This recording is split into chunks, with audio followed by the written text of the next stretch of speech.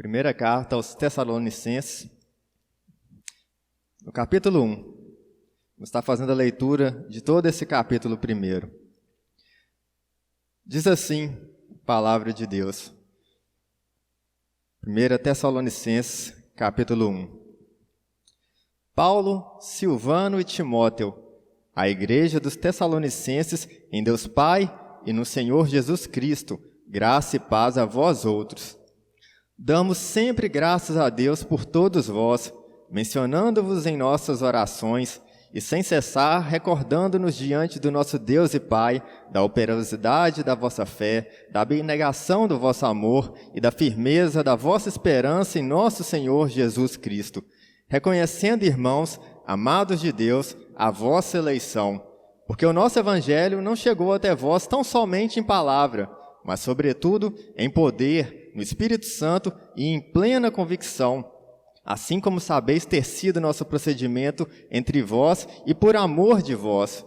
Com efeito, vos tornastes imitadores nosso e do Senhor, tendo concebido a palavra, posto que em meio de muita tribulação, com a alegria do Espírito Santo, de sorte que vos tornastes o modelo para todos os crentes na Macedônia e na Acaia, porque de vós repercutiu a palavra do Senhor, não só na Macedônia e Acaia, mas também por toda parte se divulgou a vossa fé para com Deus, a tal ponto de não termos necessidade de acrescentar coisa alguma, pois eles mesmos, no tocante a nós, proclamam que repercussão teve o nosso ingresso no vosso meio, e como deixando os ídolos, vos convertestes a Deus, para servirdes o Deus vivo e verdadeiro, e para aguardardes dos céus o seu Filho, a quem ele ressuscitou dentre os mortos, Jesus, que nos livra da ira vindoura. Amém. Vamos estar orando mais uma vez. Senhor, Deus e Pai, é Tua palavra diante de nós, palavra santa, palavra que glorifica o Teu nome, que faz com que a Tua igreja seja edificada. É a palavra que tem sustentado a Tua igreja durante todo o tempo da existência e que assim será até a consumação dos séculos, ó Deus. Que possamos sair daqui agora alimentados, possamos estar com o coração disposto, Pai, a ouvir e não só ouvir, mas meditar e aplicar essa palavra em nossas vidas, deixar com que ela flua através do poder do Teu Espírito Santo, fazendo com que haja transformação, haja mudança de direcionamento e haja vida em abundância que provém de Ti, da Tua palavra, do Teu Espírito, de Cristo Jesus, ali na obra consumada na cruz. Que o Senhor esteja nos abençoando, ó Deus, e nos dê o entendimento correto. É o que nós te pedimos nessa noite, no nome santo de Jesus. Amém. Bom, irmãos, quando a gente vê essa palavra de Paulo aí, para os crentes em Tessalônica, a gente pode pensar inicialmente que os crentes em Tessalônica, os irmãos tessalonicenses, eles eram crentes antigos, eram crentes que tinham uma vida inteira dedicada ao Evangelho, crentes que tiveram uma transformação durante sua vida e essa transformação fez com que a fama deles corresse por essa grande área geográfica que é falado aí, essa grande região. Mas a realidade ela é bem diferente. Essa igreja de Tessalônica era uma igreja recente quando Paulo escreve essa carta para eles. Era uma igreja nova. E para nos situarmos, vamos falar um pouco desse contexto histórico de forma sucinta, para ajudar os irmãos a entenderem o quão profundo é isso que Paulo está falando aqui aos irmãos tessalonicenses. Paulo ele havia saído ali na sua segunda viagem missionária, ele e Silas, e logo no início do percurso ali se juntou a eles Timóteo. Paulo, Silas e Timóteo saindo ali para estarem fazendo o evangelismo ali daquela região, para estarem levando a palavra de Deus às pessoas ali. E naquele tempo, o Império Romano ele tinha várias províncias, tal como a gente leu aí, a Macedônia e a Acaia eram províncias romanas, e as províncias elas são como se fossem os nossos estados no Brasil, Uma província é uma área maior que tem várias cidades que fazem parte daquela província. E Paulo ele não tinha a intenção de ir inicialmente para a província da Macedônia ali. Ele queria ir para a província da Ásia. Os tessalonicenses eles fazem parte da província da Macedônia. Paulo não estava nem pensando em Macedônia quando ele saiu naquela viagem missionária. Ele queria ir para a Ásia, mas só que ele foi impedido pelo Espírito Santo de estar indo para a Ásia. Depois disso, ele pensou em ir para a Bitínia, uma outra província. Só que ali também o Espírito não deixou que Paulo fosse ali para aquela direção, para aquelas cidades, para as cidades daquelas províncias. E é bem interessante a gente pensar nessa questão do Espírito, ele impedindo Paulo de ir ali naqueles lugares, porque por mais nobre que seja a nossa vontade, ainda assim pode não ser a vontade de Deus. E Deus vai mudar os planos que nós temos ali, os planos que nós estamos fazendo, os planos para onde nós traçamos a nossa vida. Os planos de Deus, eles não é o mesmo plano nosso, e Deus tem planos muito maiores que os nossos. E como já diz Salomão lá no livro de Provérbios, o coração do homem pode fazer planos, mas a resposta certa vem dos lábios do Senhor. A resposta certa dos lábios vem do Senhor. E Provérbios 16:9 diz: o coração do homem traça o seu caminho, mas o Senhor lhe dirige os passos. Então, quem dirige os passos aí é Deus. Está extremamente claro aí que Deus não queria Paulo ali inicialmente na Ásia e nem na Bitínia. Aquelas províncias não faziam parte do plano de Deus ali naquele momento. E em Atos, capítulo 16, versículo 9 e 10, a gente vê aí uma visão que Paulo teve. A Bíblia diz assim: à noite sobreveio a Paulo uma visão na qual um varão macedônio estava em pé e lhe rogava dizendo: passa a Macedônia e ajuda-nos. Assim que teve a visão, imediatamente procuramos partir para aquele destino, concluindo que Deus nos havia chamado para lhes anunciar o Evangelho. Então a gente tem aí todo um cenário armado. O Espírito não deixou Paulo ir para a Ásia nem para a Bitínia, e Paulo teve essa visão extremamente clara. E às vezes os planos de Deus eles são meio confusos quando a gente olha na nossa visão limitada. Porque a gente pensando assim, o cenário está todo ideal, né? Deus ele mandou o Espírito para impedir de ir nessa direção específica, deu uma visão clara de que tem que ir para a Macedônia. Mas o que acontece ali? A perseguição, o apóstolo Paulo ele é preso, ele é chicoteado, ele sofre as mais diversas dificuldades ali na Macedônia e na Acaia. E essa era a vontade de Deus, era essa direção que Deus mandou Paulo seguir. A Macedônia deveria ser aquele destino. E ali na Macedônia, Paulo ele passa por cidades importantes. Ele passa por Filipe, que é uma das maiores cidades ali, passa por Tessalônica, que era uma rota para diversos lugares, ali era um ponto estratégico, passa por Bereia, onde a gente tem aqui texto que os bereianos eram mais nobres, porque iam lá e olhavam nas suas Bíblias, o Paulo, olhavam nas Escrituras, o que Paulo estava pregando, se era conforme o que estava na Escritura. Depois disso ele vai para a província da Acaia, onde ele passa por Atenas e por Corinto. E dentre essas cidades aí, a que Paulo fica mais tempo é Corinto. Paulo fica lá 1 ano e meio. Paulo faz uma viagem de 3 anos. Essa segunda viagem de Paulo durou 3 anos. E metade desse tempo ele passa lá em Corinto. Então, nessas outras cidades que ele passou ali, ele não ficou lá muito tempo. Ele não teve lá um tempo grande para fazer muita coisa.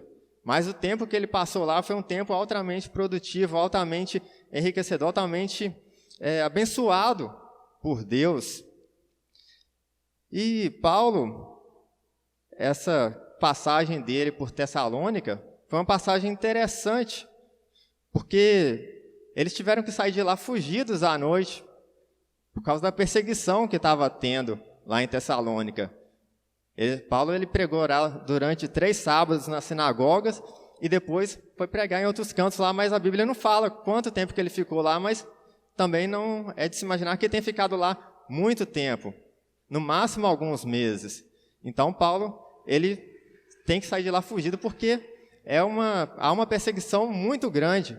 E essa perseguição é tão grande que quando Paulo vai para Bereia, após Tessalônica, as pessoas que estavam perseguindo ele lá em Tessalônica, vai um grupinho lá na Bereia também atrapalhar a coisa, perseguir ele por lá.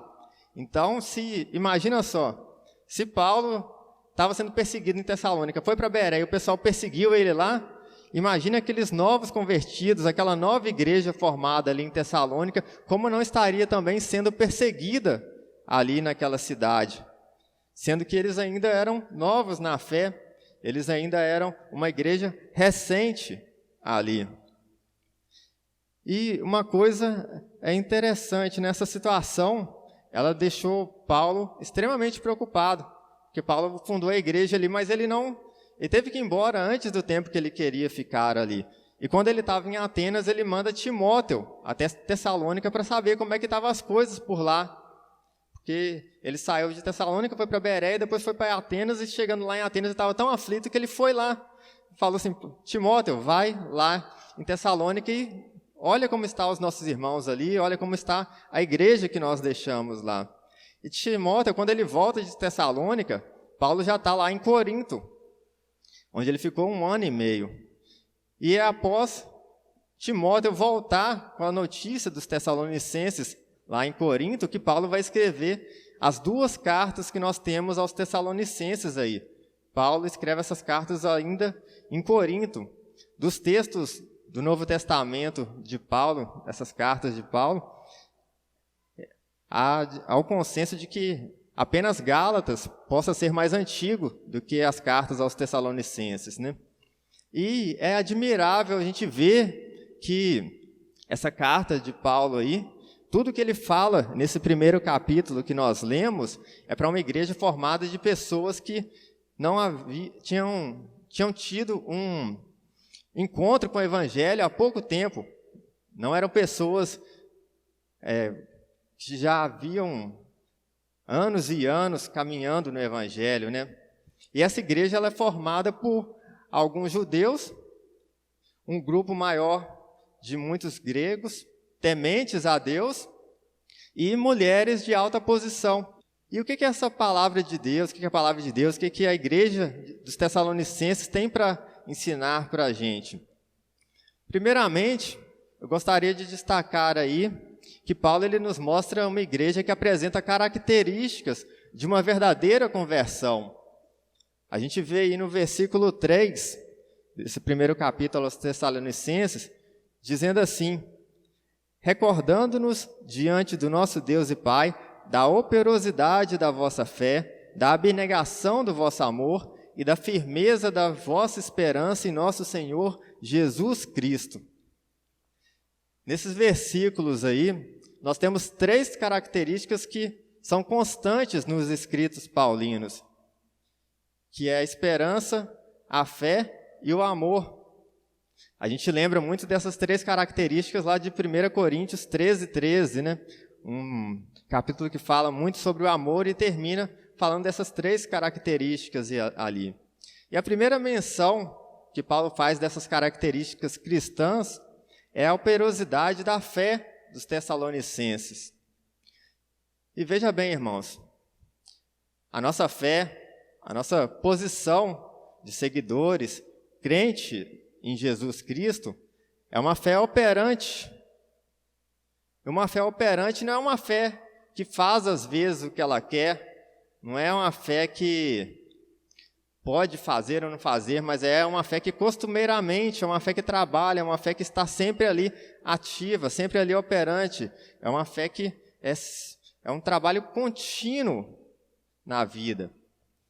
E assim como ninguém pode falar que é operante no trabalho, se ele está lá contratado para trabalhar de segunda a sexta, mas está trabalhando só um dia na semana, ninguém pode falar que essa aí é uma pessoa operante no trabalho.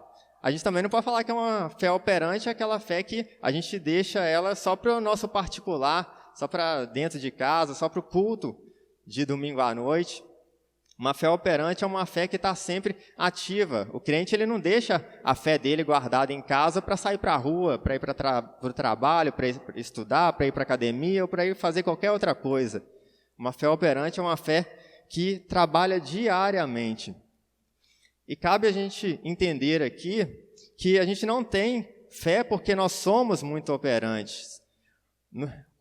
Pelo contrário, nós somos operantes porque nós temos fé. A fé que faz a operação diária acontecer em nossas vidas.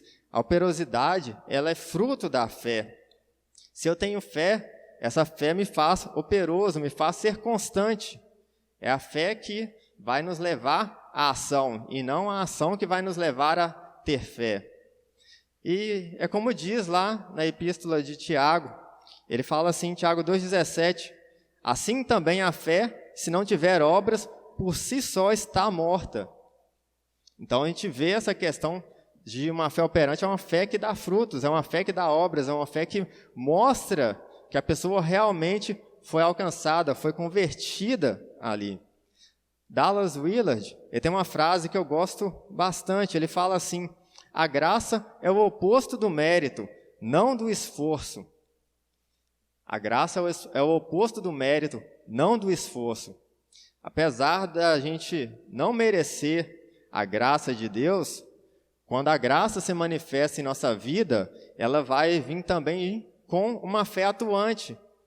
Ela não vai nos deixar de braços cruzados, mas ela vai nos levar a ser esforçados, a ter uma fé verdadeira, uma fé que trabalha, uma fé que não está morta. E a fé cristã, em toda a história da igreja, é uma fé atuante, é uma fé que trabalha, é uma fé que leva à ação, é uma fé que demonstra ao mundo o Deus que nós servimos, que também é um Deus atuante. Deus ele não criou o mundo e deixou o mundo solto ali, deixou o mundo seguir o caminho, o curso que tinha que seguir. Deus está sempre intervindo, está sempre cuidando da sua criação, cuidando dos seus, preservando a nossa vida, preservando a ordem do universo em que nós vivemos. Deus é um Deus que trabalha, Deus é um Deus atuante, então a nossa fé é uma fé que trabalha, é uma fé que exemplifica ao mundo o Deus ao qual nós servimos. E a segunda menção que Paulo fala aí aos Tessalonicenses é sobre um amor abnegado. Abnegar é renunciar aos próprios interesses ou às nossas tendências naturais. É sacrificar-se em benefício do outro, sacrificar-se em benefício do próximo. E é um trabalho árduo, é um trabalho cansativo, mas apesar disso, é um trabalho que tem que ser feito em amor. A gente não pode apenas viver num trabalho árduo, porque se a gente ficar ali apenas na abnegação, sem o amor, a gente vai lamentar, a gente vai murmurar, a gente vai se desmotivar ali durante a nossa caminhada. Se não houver esse amor, a gente não consegue manter essa constância. E quando amamos, irmãos, não importa o tamanho do trabalho que nós temos ali. Se a gente for pensar numa família, quão difícil, quão trabalhoso é cuidar de filhos. E esse trabalho, ele se torna uma recompensa porque há amor envolvido ali. Os pais amam os filhos e veem a recompensa dos filhos crescendo em saúde, em inteligência, se tornando boas pessoas. Os filhos amam os pais ali, há um relacionamento todo de amor. Então esse trabalho árduo que é cuidar de filhos, ele se torna um trabalho prazeroso, mesmo não deixando de ser um trabalho duro, um trabalho difícil, um trabalho penoso. E o trabalho cristão é um trabalho árduo, porque a gente vive num mundo de pecado e a gente está sempre em conflito com pecados do outro, os nossos pecados. A gente muitas das vezes vai lidar com situações difíceis da vida, questões de casamentos destruídos, questões de vícios em drogas, questões dos mais diversos em nossos dias. E o trabalho cristão, ele tem que ser um trabalho voltado em amor, um trabalho voltado com esse relacionamento de amor ali para o próximo. E esse relacionamento de amor ao próximo só vai ser completo se nós primeiramente amarmos a Deus. E por conta de toda essa dificuldade e de se tratar de um trabalho que muitas das vezes não recebe elogios dos homens, a gente não vê muita gente aí elogiando as coisas boas que acontecem, mas a gente vê muita gente criticando, né? Mas esse trabalho, apesar de não haver elogios assim, tem que ser um trabalho que seja regado em amor, porque senão nós vamos nos desmotivar, nós vamos desejar abandonar esse trabalho. E a falta de motivação é constante em diversos pontos da vida cristã. É algo que a gente vê com muita frequência, as pessoas desmotivadas porque a igreja não está indo do jeito que eu acho que deveria ir, a igreja, os irmãos não estão reconhecendo isso, o irmão, ele pisou no meu pé aqui, ele pisou no meu calo aqui, eu briguei com o irmão. Então, a gente vê desmotivação por várias questões, mas se a gente não tiver amor ali, essas coisas realmente vão nos jogar para baixo, vão nos fazer desanimar, vão nos fazer desistir. E um amor abnegado é o que Paulo diz aí em 1 Coríntios 13, versículo 4 a 8, Paulo diz assim: o amor é paciente, é benigno, o amor não arde em ciúmes, não se envaidece, não se ensoberbece, não se conduz inconvenientemente, não procura os seus interesses, não se irrita, não se ressente do mal, não se alegra com a injustiça, mas regozija-se com a verdade. Tudo sofre, tudo crê, tudo espera, tudo suporta. O amor jamais acaba. É somente com amor é somente com amor verdadeiramente vindo de Deus que a gente vai conseguir manter esse amor constante, mantermos um amor abnegado, um amor que se esforça, um amor que não olha as circunstâncias, mas olha o propósito, que é glorificar a Deus. E os coaches dos nossos dias, eles inventam um monte de coisa para motivar as pessoas, né? A gente vê aí o pessoal subindo as montanhas, tendo que ser resgatado pelos bombeiros, a gente vê umas lutas, uns trem doidos que os coaches inventam, mas Deus ele já nos deu uma motivação natural, e essa motivação natural que nos move, que faz as pessoas serem melhores, é o amor, primeiramente por Deus e, consequentemente, que extrapola para o próximo. E a própria vinda de Cristo ao mundo é uma vinda pautada no amor. João 3,16 é muito conhecido por nós e diz que Deus amou o mundo de tal maneira que deu seu Filho unigênito. Deus deu por amor, Deus mandou seu Filho unigênito por amor, para salvar todo aquele que nele crê. E o terceiro ponto desse versículo 3 aí, nos diz a respeito da firmeza da esperança no Senhor Jesus Cristo.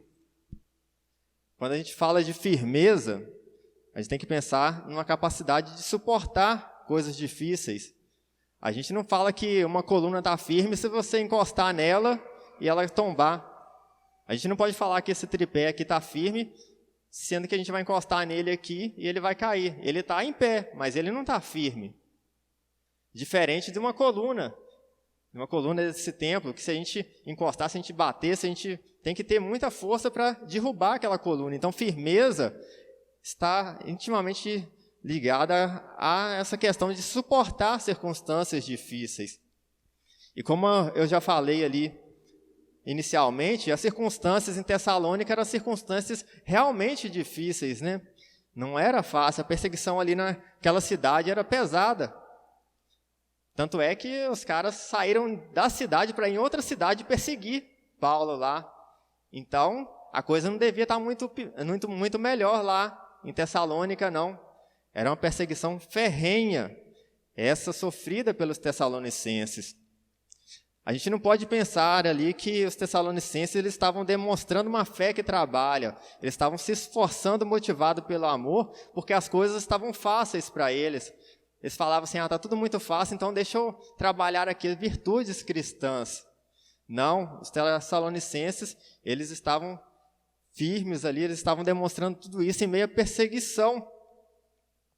E eles estavam firmes ali, eles estavam realmente convertidos porque eles deram ouvidos à palavra de Deus.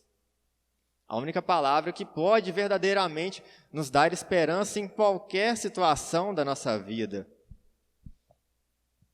Porque essa palavra ela nos fala de coisas muito maiores, maiores do que as lutas que nós já passamos, maiores do que as lutas que nós estamos passando atualmente, maiores do que as lutas que nós vamos passar. Essa palavra que nós temos em nossas mãos, essa palavra que nós falamos que é a palavra de Deus, ela é muito maior. É só ela que pode nos dar a firmeza necessária para a nossa fé, para o nosso amor, para a nossa vida cristã. E essa palavra, ela tem tamanho poder porque ela nos revela a Cristo Jesus, aquele que nós chamamos de Senhor. Somente em Cristo, somente em Jesus está a nossa esperança. Porque a nossa experiência ela nos mostra que por mais que tentamos viver uma vida santa, por mais que nós consigamos certa santidade na nossa caminhada cristã, ainda assim nós vamos falhar, vai haver tropeço. E esses tropeços, eles estão ali falando para a gente, não é por força sua, meu filho. Você sozinho não consegue. E aqui o evangelho é totalmente anti-coach. Porque o coach fala lá, não, você vai conseguir, vai na força sua que você consegue. E o evangelho está sempre nos falando, não é sua força, não é você, é Deus, é Jesus, é o sacrifício de Cristo ali naquela cruz. E voltando àquela frase de Dallas Willard que eu citei, a graça ela é o oposto de mérito, não do esforço. Nós devemos nos esforçar para sermos o melhor que nós pudermos ser. A gente não precisa ser o melhor de todos, mas devemos nos esforçar para sermos o melhor que nós consigamos ser. Mas o melhor que nós podemos ser, ainda assim, vai ser pouco para que isso seja merecimento perante Deus da nossa salvação. Porque somente Cristo Jesus tem esse mérito, somente Cristo Jesus é santo, somente Cristo Jesus cumpriu toda a lei que era necessária cumprir. Somente Cristo Jesus é o Cordeiro de Deus que tira o pecado do mundo, como nos diz o Evangelho de João. Esperança em qualquer outra pessoa, em qualquer outra coisa, em qualquer outro evangelho, não pode e não consegue nos dar essa firmeza, porque simplesmente é um falso evangelho isso aí. E se Cristo ele não é a nossa esperança está alicerçada em coisas muito fracas, em coisas frágeis, em coisas que vão se derrubar com o tempo. Paulo diz lá em Gálatas, capítulo 1, versículo 8, mas ainda que nós, ou mesmo um anjo vindo do céu, vos pregue o evangelho que vá além do que temos pregado, seja anátema, seja maldito. O evangelho é o que nós temos em nossa Bíblia, não é achismo de pessoas, não é o que eu acho, o que eu penso, é o que a Bíblia diz. A gente não pode ler a Bíblia e procurar nela apenas aquilo que nós gostamos. Nós temos que ler a Bíblia como inteireza, sabendo que toda ela é a palavra de Deus para edificar a igreja, para nos dar esperança, para fortalecer nossa fé, para fazermos com que venhamos amar a Deus mais e, consequentemente, amar ao próximo mais. Jesus é o centro da nossa esperança. Essa é a mensagem do Evangelho. Ele é o único que pode nos livrar das dificuldades desse mundo caído e da ira vindoura do dia do Senhor. E são essas 3 características que Paulo cita e dá graças diante de Deus em oração pela igreja de Tessalônica. Características essas que dão testemunho que esta jovem igreja é amada de Deus e eleita por Deus, como diz aí o versículo 4. E com relação a essa questão da eleição divina, irmãos, a eleição divina é uma escolha de Deus, da livre vontade de Deus. Deus não olha os nossos méritos, até porque nós não temos méritos para sermos eleitos de Deus. Mas é uma escolha baseada no amor, como diz em Efésios, capítulo 1, nós somos predestinados em amor. Nós não somos predestinados em méritos, nós não somos predestinados em obras, nós não somos predestinados em qualquer coisa que façamos a Deus. Deus não é devedor de qualquer coisa que a gente venha a fazer na obra dele, por exemplo, mas é uma eleição em amor. E se Deus não tivesse olhado com amor para aquela jovem igreja de Tessalônica, a igreja dos Tessalonicenses, Timóteo ele não teria voltado a Corinto com as boas notícias que ele tinha para passar para Paulo. Mas aquele povo era um povo amado por Deus.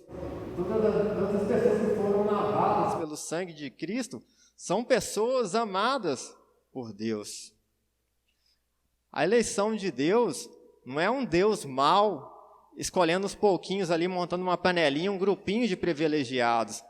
A eleição de Deus é muito pelo contrário, é um Deus extremamente bom, extremamente amoroso, que viu lá todas as pessoas indo em direção ao inferno, todas as pessoas sendo escravas do pecado, sendo escravas da sua maldade, do seu coração. E Deus vai lá e escolhe pessoas para não ter esse destino eterno, esse destino de sofrimento eterno ali. É um Deus amoroso, um Deus que salva as pessoas de sucumbirem em seus pecados. Deus ele transforma a vida, ele transforma corações através da pregação do evangelho verdadeiro. O versículo 5 aí nos diz uma coisa interessante. O evangelho, o verdadeiro evangelho, ele não é formado apenas por palavras. A gente ouve palavras aí durante todo o dia. As pessoas, os ímpios que estudam a Bíblia, eles às vezes têm mais contato com a palavra de Deus ali do que o próprio crente. Ele está lá lendo aquelas palavras direto, mas aquela palavra não transforma o coração dele. Quantas pregações que pessoas já ouviram, que falaram diversas coisas, e ainda assim as pessoas não se converteram. Então, o evangelho não é somente palavra, mas o evangelho é poder de Deus. É o agir do Espírito Santo ali na vida da pessoa, que dá plena convicção de que realmente o que temos aqui em nossas mãos, o que temos aqui, é a Sagrada Escritura de Deus, é a palavra de Deus. E essa é a palavra que opera a nossa fé, que fortalece o nosso amor e firma a nossa esperança no nosso Senhor Jesus Cristo. De nada adianta a gente ouvir qualquer palavra que seja do melhor pregador. Se você pensa assim, qual que é o melhor pregador que você conhece? De nada adianta você ouvir a palavra daquele pregador se aquela palavra não entrar no seu coração, se ela não ferir seu coração, se ela não tocar com o poder do Espírito Santo ali na vida da pessoa. É somente esse toque do Espírito, é somente esse agir de Deus ali que vai trazer plena convicção ao coração das pessoas, que vai trazer certeza total de que essa palavra é verdadeiramente a palavra que muda e transforma as vidas. E os tessalonicenses, eles creram ali. E o resultado é visível nesse primeiro capítulo que a gente viu, que a gente leu.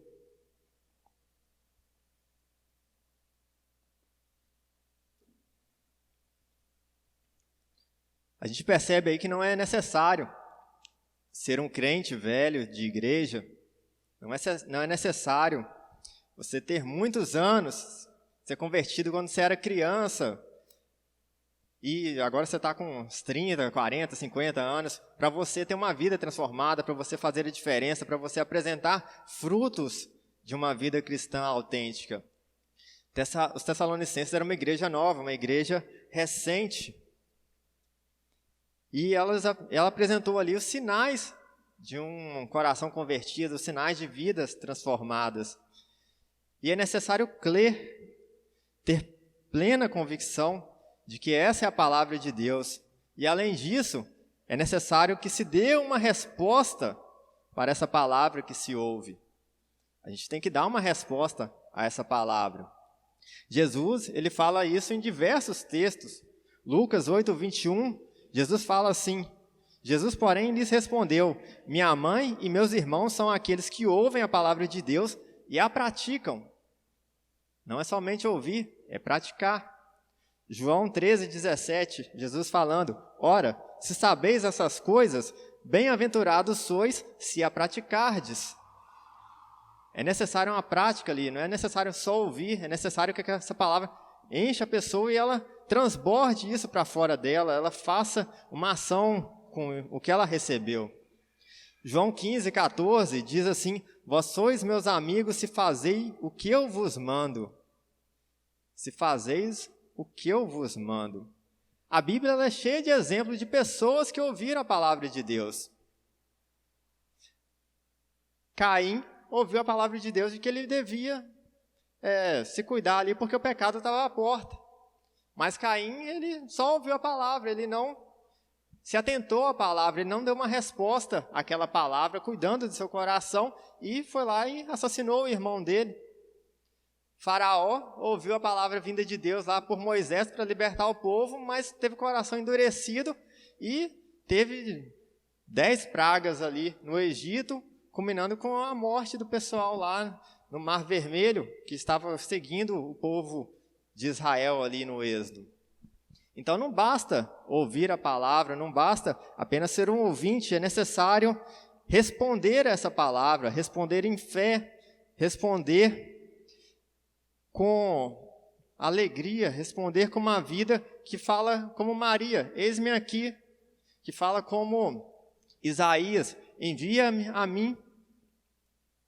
É necessário respondermos essa palavra e não apenas ouvirmos essa palavra. A gente não pode acatar essa palavra de Deus dependendo do nosso humor, dependendo do nosso cansaço, dependendo da nossa agenda. Ah, não, vou fazer isso porque eu estou tranquilo hoje. Ah, não, hoje não dá não. Eu não posso ser um crente melhor aqui hoje, não vou exibir um amor cristão aqui porque eu estou muito cansado, porque eu estou muito cheio de problemas, já tenho meus problemas. Não é isso que a Bíblia nos ensina. Paulo estava cheio de problemas ali e ele foi aos Tessalonicenses em amor, pregando a verdade para eles. É necessário um viver cristão que viva em amor, que olhe essa palavra como centro gravitacional onde flui toda a vida da pessoa ali. E os Tessalonicenses eles ouviram e acataram a palavra dada por Paulo ali, palavra que era de Deus. Devido à perseguição que havia em Tessalônica, Paulo ele nem conseguiu terminar de falar tudo o que ele queria ali para os crentes. Em 1 Tessalonicenses 3,10 diz assim: noite e dia com perseverança oramos para que possamos vê-los pessoalmente e suprir o que falta à sua fé. Paulo ele não havia terminado de expor tudo o que ele queria ali. Mas apesar dos crentes de Tessalônica eles não saberem tudo o que eles precisavam saber, eles aplicavam aquilo que eles sabiam, aquilo que eles receberam, eles aplicaram na vida, aquilo que eles receberam, eles usaram no seu dia a dia, usaram na sua vida, e aquilo transformou os tessalonicenses em imitadores dos próprios discípulos ali, e também do Senhor Jesus Cristo. E Paulo ele fala diversas vezes para sermos imitadores dele, não porque Paulo era muito bom, não porque Paulo era um cara diferenciado, mas porque Paulo estava imitando a Jesus. A gente não é chamado a uma imitação do próximo nosso, mas a gente é chamado a imitar a Cristo, o Cristo refletido na vida de Mateus, o Cristo refletido na vida de Natan, da Samara, de todos aqueles que falam e professam que Cristo é o Senhor. Hoje em dia, a gente pouco imita a Cristo, porque a gente está sendo discipulado não pela Bíblia, não por cristãos mais experientes, mais maduros, mas muitas das vezes nós estamos sendo discipulados por influências na internet, por séries e filmes, por músicas, artistas e toda sorte de pessoas. Uma coisa que a gente tem que ter bem claro em nossa mente, irmãos, é que não existe cultura neutra. A cultura ela pode passar bons valores ou maus valores, mas não existe cultura neutra. Todo compositor, todo roteirista, toda série, ela te passa uma mensagem. E essa mensagem ela pode conter verdades cristãs ali, mas também pode conter coisas prejudiciais à sua vida de santidade, à sua vida que busca agradar a Deus. Se a gente não se apegar à palavra de Deus, se a gente não tiver a Bíblia como a nossa referência principal, se ela não for o alimento nosso de cada dia para sustentar o nosso espírito ali, se ela não for o centro da meditação mais séria do nosso pensamento, do nosso coração, vai ser outras coisas que vão ser essas coisas que vão alimentar o nosso ser interior, a nossa alma.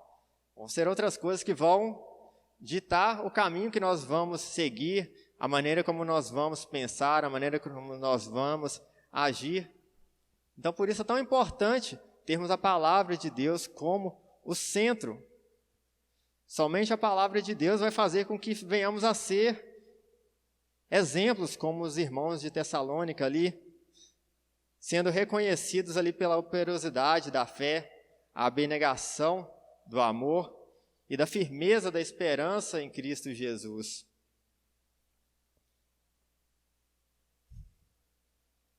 A gente não vai entrar em detalhes aí no restante desse capítulo primeiro, mas em grande parte aí o restante desse capítulo, ele fala a respeito de como os tessalonicenses se tornaram esse exemplo ali na região, né? Esse exemplo para a região da Macedônia, para os crentes da Macedônia e para os crentes da Acaia, e fazendo-se conhecida a fé deles ali em toda a região, né? Mas para a gente ter uma noção de quão influente foi essa transformação de vida dos tessalônicos ali, os tessalonicenses, a região ali da Acaia e da Macedônia é a Grécia que nós temos em nossos dias. Era um país inteiro que via nos tessalonicenses o exemplo cristão, o exemplo de pessoas verdadeiramente convertidas a Deus. E terminando, irmãos, nossa exposição aqui desse primeiro capítulo, que essa igreja dos Tessalonicenses, que essa jovem igreja, ela sirva também de exemplo para nós. Exemplo de uma fé operosa, uma fé que dá frutos, uma fé que age em amor e que está firmada na esperança que encontramos em Cristo Jesus. Que nós possamos não só ouvir essa palavra de Paulo aos Tessalonicenses, que nós possamos não só ler esse capítulo, mas que nós possamos dar uma resposta a esse capítulo que nós lemos aqui. Que nós possamos falar com Deus: Deus, a minha vontade é ser como os tessalonicenses foram ali. Eu quero ser um modelo, não para me vangloriar, não para que as pessoas falem assim, o Ricardo ou qualquer um de nós é um cara, um diferenciado. Não para isso, irmãos, mas para que o nome de Deus seja glorificado, para que mais pessoas possam participar dessa viva esperança a qual nós conhecemos. E que a gente não busque, irmãos, querer reinventar a roda. Muitas das vezes a gente quer ser cheio de novidades aí, quer descobrir uma coisa nova na Bíblia. A Bíblia não tem nada novo. São quase 2.000 anos aqui que o cânon está fechado. Tudo que tinha para esmiuçar aí, as pessoas esmiuçaram já. Claro que tem aplicações diferentes, porque a gente vive em uma realidade diferente, né? Mas nós temos que seguir fielmente o cerne do que está nessa palavra, seguirmos fielmente a Cristo Jesus, o nosso Senhor e Salvador. Vamos estar orando neste momento. Senhor, Deus e Pai, graças te damos, ó Deus, por tua palavra, a palavra que nos desafia, que edifica a tua igreja, que nos mostra caminhos melhores a seguir. Que o Senhor, ó Pai, faça operosa a nossa fé, que o Senhor nos dê mais amor para ti e para com o próximo, Que o Senhor nos faça ter uma esperança firmada em Jesus Cristo, ó Deus, o único que pode nos livrar dos nossos pecados, nos livrar da ira vindoura, nos resgatar de nós mesmos. E que possamos, ó Pai, glorificar ao Senhor em toda a caminhada cristã, sabendo que a Tua palavra, através do poder do Espírito Santo, que faz com que essa palavra tome vida através de nossas vidas, é ela que nos sustenta, é ela que nos guia, é ela que nos santifica. Então ajuda-nos, ó Deus, a sermos sensíveis a essa palavra, a respondermos em fé, a respondermos em amor, a respondermos em esperança ao que temos de promessas aqui na Tua Santa Escritura. Ajuda-nos, ó Deus. É o que nós te pedimos nessa noite, no nome santo de Jesus. Amém.